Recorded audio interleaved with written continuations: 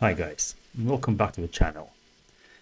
In today's episode, I'm gonna play you a video clip from a Home Affairs Committee which happened this week, Wednesday I think, or Tuesday, which is not going to be covered by mainstream media for one apparent reason.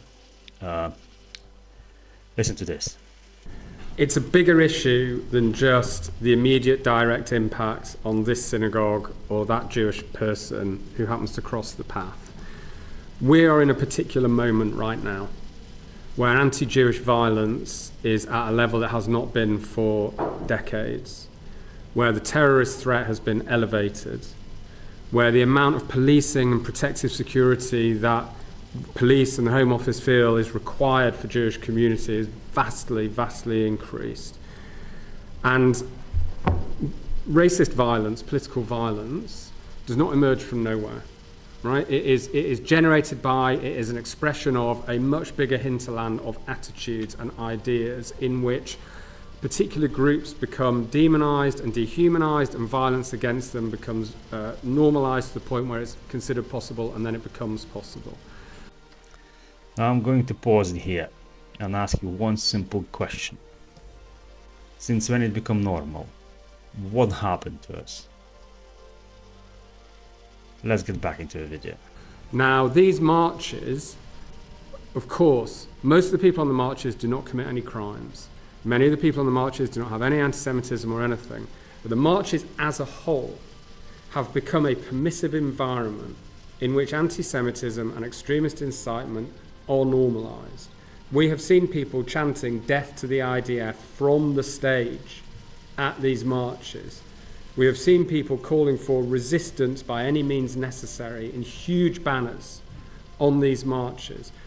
So in the current situation, I think it is reasonable that the balance between the rights of demonstrators to have their freedom of assembly and freedom of speech and the rights of Jewish people to expect that protection from the state, I think that balance shifts a bit.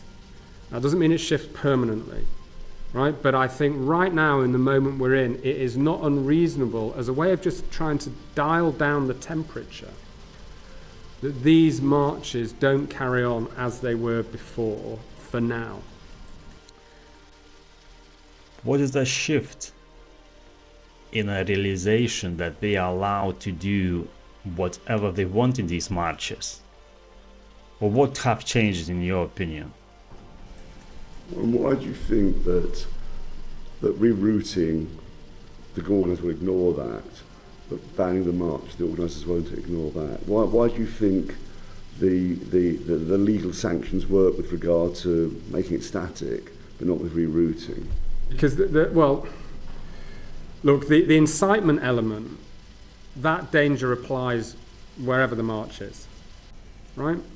And the organisers do not help with it. And the police do what they can. Once a march is taking place, it is very difficult for them to go in and arrest people who are committing offences in that marches. If you've ever seen videos, footage of them trying to do it, it will take 20, 25 officers to arrest one person. Why? Because it takes 4 or 5 of them to arrest the individual, and the rest have to do crowd control, because as soon as they try and arrest someone for committing a racist offence, huge crowds will gather round and try and save that person and stop the arrest, rather than fellow marchers telling the people committing the offence, we don't want you here, go away, which never really happens as far as we can tell. Where has the common sense gone? Why are we, as a society, protecting their wrongdoings? Let's listen. So that is always in play. Now, yes, that will be in play whether it's a static assembly or a march, but I think the impact will be reduced. And I think the message it sends that these are events where extremist incitement happens, where it's normalised, that the organisers are at best complacent and reckless over that, and at worst complicit, and therefore it requires treating in a different way from all the other marches that go around the city all the time. I think that's an important message. What do you call it when one minority group tried to oppress another group? Just let me know in the comments what you think. The member for Bradford West yesterday, in her humble address, gave a wonderful example of the Muslim and Jewish community working together in Bradford, where the Muslim community had paid for the re-roofing of a synagogue. So we know that work exists. It's enough being done for interfaith work. I understand the Interfaith Network, which was described in Parliament as Britain's main forum for Jewish-Muslim dialogue, the funding to that was withdrawn 2 years ago. Are we doing enough to promote interfaith work between particularly Muslim and Jewish communities? I think these initiatives are really, really important. The defunding was not helpful.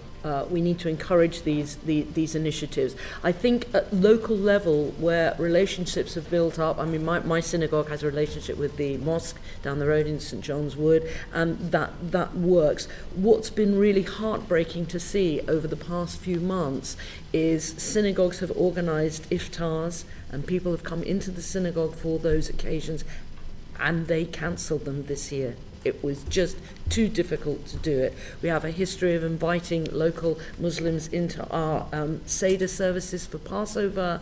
This year, they just didn't feel that was something they wanted to be seen to be doing within their own communities. So the work is difficult now, but yes, I would argue that its very difficulty speaks to its significance and its importance, and it needs greater funding and it needs greater emphasis. And I will leave you with the punchline from a lady.